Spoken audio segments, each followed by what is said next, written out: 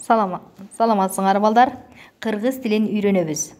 Анда сүрөттөр аркылуу үйрөнөбүз. Сыналгы, Телевизор, сууда сүзүү, плавание, жөжө, цыпленок, тоок, курица, бөйөн, рак, туфли, туфли, кепка, кепка, мышык, кошка, роза, роза, китеп, книга, кирпи, еж, жолборс.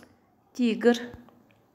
Азаматсыңар балдар. Бир топ сөздөрдү түстөр аркылуу, сүрөттөр аркылуу үйрөнүп алдыңар.